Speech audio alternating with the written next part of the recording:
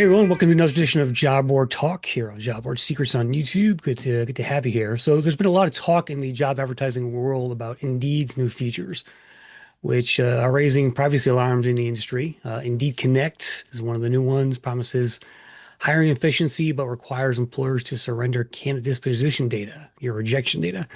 And this has the potential to create a massive privacy risk as job rejection data becomes a commodity. Joining me today to discuss this and talk about the future of job boards as well is Michael Ang. He's the CEO of JobElephant. It's a San Diego-based leading recruitment advertising agency. Michael's been in our space pretty much as long as I have, I think, Mike, right? Yeah. I remember my started in 1995, actually. Okay, you go beyond me then. I started in 99. It was my first Yeah. job board, so So you've seen it all probably. seen some things for Yeah. sure. All right. Tell us a little bit about Job Elephant first. I mentioned that briefly at the top there, but tell us more about what you guys do. Yeah. So in a nutshell, what Job Elephant is a broker of job boards. So recruitment advertising agencies have been around for 60, 70 years or so. Bernard Hodes was one of the originals back in the 60s.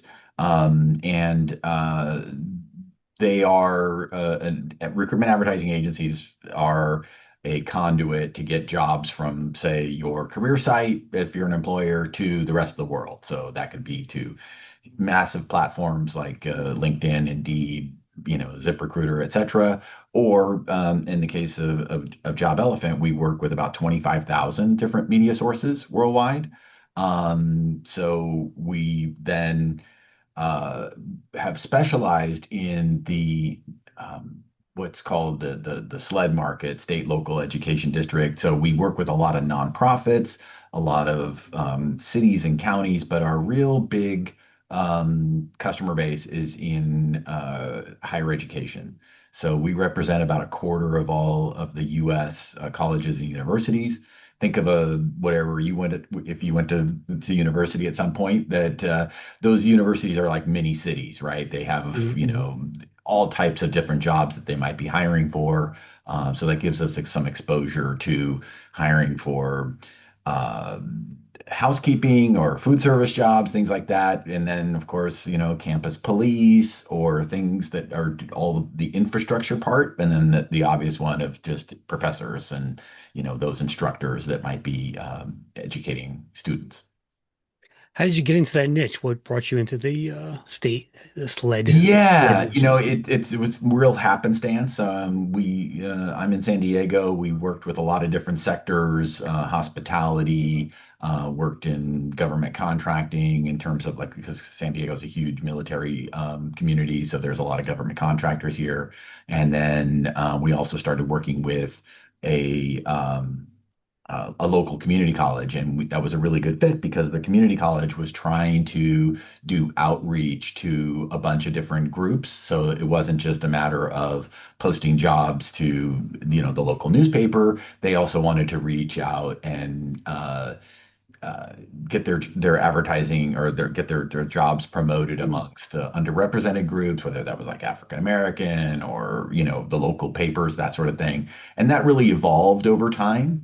And so I see you're scrolling through some of the job boards that we power. So what Yeah. happened is after the Great Recession, a lot of those smaller print publications, think of again the black-owned newspaper, things like that. They just went, frankly, out of business. They just could not make that leap from the analog to the digital world after the big financial crisis of 2008. So we had customers that were trying to do outreach to certain segments of the population, and there was no place to advertise. So we said, okay, I at that point had been foolish enough to be in this space for long enough to be like, man, I wish I had, had the idea of Craigslist or Monster or things like that back, again, starting in 1995. So I finally threw our hat in the ring and created our own job board platform around that time. So it's been about 15 years now that we have been honing and constantly updating a platform for a multitude. We power about 200 different diversity job boards, niche job boards, things like that, small communities. And then a Yeah. funny thing happened about 10 years ago is that we started hearing that there were this whole job board space where there's different softwares that are out there and things like that, and different companies that were powering job boards behind the scenes. And it turned out that some of the associations were not happy with their provider. So we weren't setting out to try to be an association job board platform, but Hmm. kind of got asked to do that, friends in our space. And we're like, oh, okay, well, we can power our own job boards. Maybe we can do that for somebody else. And so we've been really successful adding more and more titles, more logo, if you will, to our platform. Nice. Are all these sites based on one technology? You have kind of one that rules them all? Yeah, it's a shared database behind the scenes, Hmm. but then there's a unique WordPress installation for each one. So that Using that way WordPress. Okay. Yeah. yeah, Gives me so an this is example all there. WordPress, and it's a unique plugin that we created that's tied to a backend that we can then utilize. So we call it the Key Job Board Connection, kind of based around, loosely the idea of single sign-on, so that you can Hmm. just use the same credentials to post a job to a multitude of different places. And that really is still true because, as on the ad agency side of our business, you can, an employer can log in and post a job to anywhere in the world. And then, of course, once they have those credentials, they can then post themselves on any one of these job boards using the same sign on. Nice. What are the challenges of running like 200 job boards like this? Is it a pain? Have you really have you honed your operations around it all?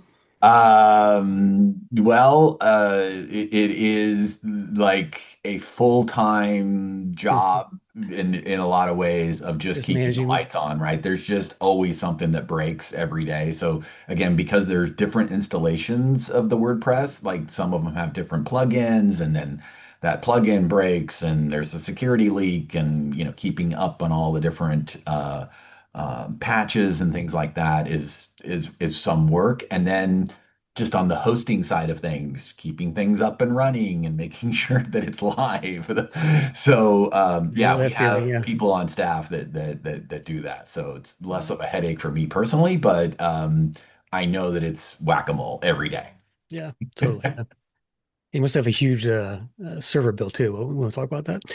Um, one more question around the job board stuff, Michael, is are you still actively launching job boards today? Have you stopped? What's your current No, we've actually, I'm very bullish on the niche job board, frankly. I think that having been in this space for 30 years, we've seen this kind of ebb and flow from different ways, push and pull, however you want to look at it. But I see just a huge what's the word I'm looking for? That the LinkedIn's and the Indeeds of the world, which kind of between the two of them, they kind of probably capture about 60% of job seekers, with profiles and things like that. But that still leaves a big chunk. 40% an insignificant number. And I think that the idea of having smaller and smaller microsites is actually going to be beneficial. And we can talk about that a little bit more. But I definitely think that, within my own, I'm betting big on niche job boards. nice? Okay. Well, let's talk about Indeed. That's kind of why the reason why we're here Yep. today. But from my perspective, Michael, it seems like, and I've talked about this on record before, but Indeed seems to be making it much harder for their clients to do business with them every year. They come up with these new requirements and they trying to dictate how companies recruit. But talk about, first of all, tell the audience what Indeed Connect is, and then tell them why you're worried about it. Yeah, so we've been working with Indeed for a decade now, and the Indeed Connect is their latest initiative. So what's going on, and if I can just oversimplify this, is that again, let's look at the arc of all of this. Is that on the 25, 30 years ago, you used to have to put an ad in the newspaper for every single job, right? So it didn't matter if you were hiring for, early career or you were hiring for the most, CFO, CEO type roles, you had to spend minimum $1,000, in a major metro area to just hire for that role. Indeed came along and now gave it away for free, right? With their organic, as they call it. So they were scraping the jobs from all these different sources, the different career pages. And you'll probably remember they used to scrape from job boards as well. And that was some great free traffic for the job boards. Oh Uh, yeah, I used to get that free traffic. Yep. and then what happened? They took it away. Well, and then for a minute they said, sure, you can pay to keep your traffic. Yeah, yeah. If you pay, and there's a lot of job boards that you'll recall that maybe 10 years ago or so, basically lost their shirt because all of their traffic was coming from Indeed and they had no other source. Well, the same thing is true now for employers. They are now being cut off, if you will, from the free traffic or being forced to share their data, i.e., job seeker data, all the different information that you might have collected as an employer in your talent pool. All of that data is consumed through this Indeed Connect. So the premise, if I understand it correctly, from that Indeed is pitching is that if you this is going to be good for job seekers because then there will be a feedback loop, which is warranted of like people apply for jobs, they never hear back. This will give a signal from that employer's applicant tracking system back to Indeed, so Indeed could then tell the job seeker, "Hey, you didn't get the job." Or you didn't make the cut, you got knocked out in whatever round that was, etc. Some kind of signal, and that makes sense. um, However, you kind of led the question here about the privacy concerns, and some of the privacy concerns that I have as an employer would be sharing not just the data from the Indeed apply folks, but the people that are actually in my talent pool that never apply, that aren't even on Indeed. So those profiles, all that candidate data is also shared with Indeed. That to me seems like an overreach. Yeah. Again, and look, I will also state for the record that the rollout of all of this has been clear as mud. That That's not and unlike Indeed. Yeah. and Everything is and very clear to so me. if I'm confused, maybe I'm confused. Again, a lot of this stuff is just like, hey, just push this button, trust us, it'll work. Yeah. And they You want to know, they with want my this data because they also want to charge you more for that hire if you make that hire through Indeed, right? So this Well, is I kind of a think that again, that's where, frankly, those cynics amongst us realize that there's no way that this is going to lower the cost per hire. right, I right. think that they want, again, that's why I brought up the 25 years ago in the newspaper advertising, is because they saw that, like, well, people used to spend $1,000 to hire for the entry level role. Maybe they will start doing that again. And so the free is over. And Yeah. so now you have to either pay or give us your data. And the give us your data part is, and that's the Indeed Connect part. If you'll notice in any of the literature, and I've been keep going through and reading all the different reports that I can about this, everything that Indeed does is through the end of 2026. It doesn't say what's going to happen in 2027. Hmm. So again, Chris, you've been here a minute. You've seen what they did to job boards just, Yeah. 7, 8 years ago. I think we know what the pattern is here. Yeah. I think we can predict of where Hmm. this is going. Yeah. You know what boggles me too is that the other players beyond, not Indeed, have really failed to take advantage of some of these missteps, I think. Or like I'm talking like ZipRecruiters, for example. Like they could have been, hey, we're easy to work with. Like we haven't seen their competitors step up in terms of trying to fill that void, I think, which only serves to increase Indeed's power, I think, right? Yeah, I mean, I think and now we're talking about a scale that is I mean, because even in somebody like you said, as you mentioned, ZipRecruiter, but there's others that are smaller fish, but Right. these are whales that we're talking about.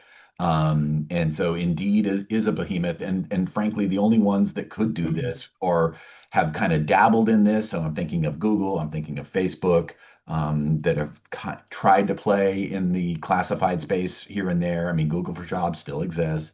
Um, but Google's never figured out how to monetize that correctly and how to solve that, if you will, to make it a bulwark against either Indeed or LinkedIn. And I kind of use Indeed and LinkedIn interchangeably to a large extent because a lot of the behaviors are the same from, the sales pitch that I've seen firsthand is give us all your money and we'll solve all your problems. And that's where just instinctively, I'm a broker, so take this for what it's worth. But I like the idea of not putting all your eggs in one basket. So, I don't want to be beholden to one platform for all my Right. hires. Right. I think that's smart why you started your own job board network as well Hmm. to own your own channel there as far as that goes, so you don't have to Right. rely on Indeed so much. Is Indeed getting more expensive, Michael, overall, would you say? I mean, you see the numbers. Yes. I mean, marginally so. I mean, but that those types of things are really bound by competition. I think, and what I mean by competition is I think the big competitor to Indeed are the programmatic folks. And so I'll name Appcast and Recruitix, so the two, Jovial a little bit, are the major players in the US market anyway. But Appcast being owned by Stepstone, in Europe, I can kind of see where this is going in terms of, I think that those are the challenges or the threats that Indeed is seeing. Gotcha. What are your clients telling you about all this? Are you hearing from them? Um, Customers so far are frankly have bigger fish to fry. Customers have not felt the impact of this. So we've been on calls, we've been on and they've heard the pitch of like, hey, do this, do that, update the, connect your applicant tracking system to with Indeed Apply and so forth. I haven't had a single customer, and I've got 1,200 plus that have decided to do this. There's a it's still unknown how this is going to play out for what if your applicant tracking system isn't one of the couple dozen modern platforms that Indeed is integrated with. Right. So because I'm government sector, nonprofits, there's a lot of my customers that are on what we'll call legacy platforms, ATSs that are pretty long in the tooth and don't play nice with modern technologies and things like that. So Indeed isn't able to build the integration on the Yeah, back they're end. making exceptions in those cases, I think, is Hmm. what I'm hearing. Yep. So, yep. But for Um, how long? yeah, exactly. Exactly. How about job seekers, Michael? You probably get a lot of people asking about how do I find a job today? What are you telling them as far as that goes? And what they should worry about as far as things like Indeed and stuff go? Yeah, well, I think it is tough out there. Yeah, I wouldn't say firsthand knowledge, but my daughter was looking for a role earlier this year, and so I coached her on, well, let's try this, let's try that, Yeah. and the I think again I go to the niche job board, frankly, because those are smaller communities. And if an employer knows that you're within that smaller community, so my daughter was looking for, a psychology research position. So not something that's just going to be widely available on a mass platform like that. And so we looked regionally, we looked local to her, the city that she was in. We looked in those different disciplines that she was, trying to go to, and then work the angle of people that there. So we all know, I think, not only instinctively, but it's been bared out by evidence that referrals are a huge chunk of hires. And so how do you get to be referred? Well, you need to know somebody, and in order to know somebody, you need to be part of a smaller community, in my mind. So just being another another number on one of these large platforms. While that the shotgun effect, it can work. I think that I also advise job seekers to diversify where they're looking for roles, and look in those niche job boards. Again, it's self-serving, if you will, but I do think that that makes sense. That if I'm a member of some smaller group, that there's an opportunity that it's, oh, okay, I know somebody here, and that turns out the hiring manager also is a member of that group. Yeah, and you might stand out more on a smaller job board. Like if you Oh, of course. post a resume or you apply to a job from there, right? That Well, employer, and that's the part of the rub of all this is that a lot of the hiring process is broken. And so one of the things that I did want to bring up on this call was that the premise of what Indeed is trying to do here, which is candidate disposition data, that technical term, but basically, who applied for this job, and then so that in that applicant tracking system, the employer knows, hey, this person came from Indeed, or this person came from, Craigslist, or whatever it was. That knowledge is valuable to the employer. Like, you should know where your hires are coming from. And the way that applicant tracking systems have been built, at least in my world with most of my customers, they're still asking the question on the application, how did you hear about this job?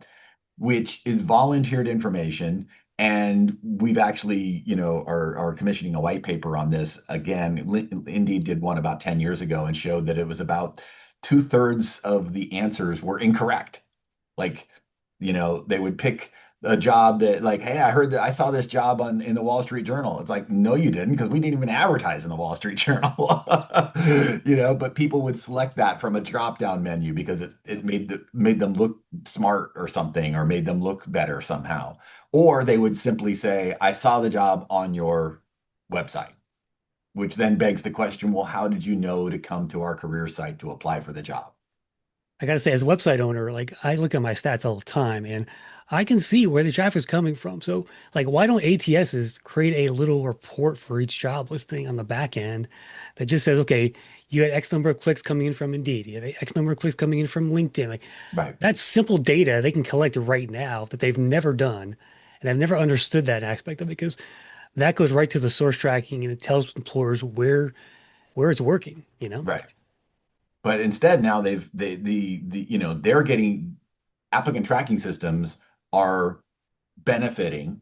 I don't know if I should use the word paid, but they are benefiting from Indeed selling the data to Indeed. They're getting something in return for that connection. Yeah. Yeah. I think all the ATSs just combine and say no, you have to come here for the jobs. Just cut Indeed out or something. Anyway, um, these days, Michael, it's kind of I hear the term low fire, low hire environment out there in terms of the recruiting challenges employers are facing today. You seeing the same thing? What's your take on what's happening now and what's to come in the next year or so? Ah, boy. That is a tough one. So we saw that of our customers last year, their flow of advertising was down about 30%. Hmm. Think about it. In colleges, universities, there was a lot of um, uh, outright attacks on them in terms of, and then of course the anti-DEI legislation, or not legislation, but executive orders. So that was a lot of a headwind, and then in terms of what those employers were doing was what I like to think of as freeze, not a hiring freeze per se, but it's more of a amygdala response of like Hmm. fight, flight, or freeze, and they were Hmm. like, I don't know what to do, so I'm not doing anything. Right. So they weren't sure how to move forward, and so there was just a drop in the number of hiring. And then of course, again, a lot of my government customers are being those jobs are being subsidized through grants. Think of the National Institute of Health. That money flows through and allows for those institutions to be able to hire people. So that money has been in jeopardy all year, and maybe it's flowing again. I don't know. There's I think the operative word for 2025 was uncertainty in the market. And I don't believe that that uncertainty has been resolved. No, it's still here. That's for sure. Yeah, we're So, in this. in other words, I'm thinking that it's going to be more of the same, but I do think that employers we're starting to get our sea legs a little bit here and understand what's going on. And life goes on, and we still you need to hire. You have to grow. You have your people are trying to better their employment, better their company that they're working for, and they're doing that through hires. But yeah, it is very much um, a tight market right now. Yeah, yeah, treading water, for Yep, lack of a better word. All right. sure. Talking with Michael Lang from Job Elephant. Michael, what's my last question today is the future of job advertising, where job boards fit in, AI. What worries you about all this stuff? And tell me more about what you think the future holds here for job advertising in general. Yeah, I mean, think I think we are at kind of somewhat of an inflection point in terms of that. I mean, there's definitely some good that's going to be coming out of these Indeed policies because they're so large they can kind of move the market. I'm just going to give a quick history. A few years ago, Indeed started to give more preference to jobs that had salary information. So now more and more jobs they're including salary information. I think that probably benefits everybody, job seekers, Mhm. employers. It's just more just here's the facts. So that moved the market in a positive direction. I think that this having candidate disposition data and integrating the applicant tracking world over here and the job board world over here, having those things talk to each other, great idea. The question is in the execution. In you know, is there personally Mm. identifiable information going back and forth? If there is, and somebody gets sued, who's on the hook? So, because this is America, everybody's going to get sued. Yeah. So, I think that is a big, that's the basis that I have right now. And then you add on to that AI. Okay, again, you're sharing information with yet another ecosystem or whatever you want to call that. When things go sideways, who's on the hook? So I'm always mindful of that because that is a big expense within human resources. It's just compliance, making sure you're not going to get that risk. So I am very when it comes to AI, there's certain use cases that I see where it works really well. And then right now I'm in a wait and see until I see the evidence of, oh, now it does this without hallucinations, and now it does this, and it does this really well. Okay, great. But I'm not going to be I'm the canary in the coal mine for that. Yeah, the AI hype cycle is, I guess, coming down to the bottom of the curve there. And now we're Yep. at a point where, okay, what's going to work? Actually, what's feasible? What's useful? So that's going to come in the next year or two. And the other problem I see too, Michael, is these bots, like on the site stuff. Like I got a ton of bots traffic now. I keep having to whack-a-mole them with different WordPress plugins, things like that. So that's Yep. another problem I'm looking out for this year. It seems to be getting worse. Oh, and yeah, I mean, it's always been there, and then trying to compare things, because there's so much noise in the Yeah, what's a space. human? What's a bot on your And is that stats a there? good It's thing? right. Yeah. Anyway, well, good stuff, Michael. Appreciate you stopping by here on Job Board Secrets. Tell everyone where to go to learn more and connect with you. Yeah, so I'm available, Michael at jobelephant.com is my email. I'm kind of a social media Luddite, but I am on LinkedIn, so you can find me there too. All right. Well, appreciate you joining us today. That's it for the show, guys. Thanks for watching. See you next time. JobBoardSecrets.com.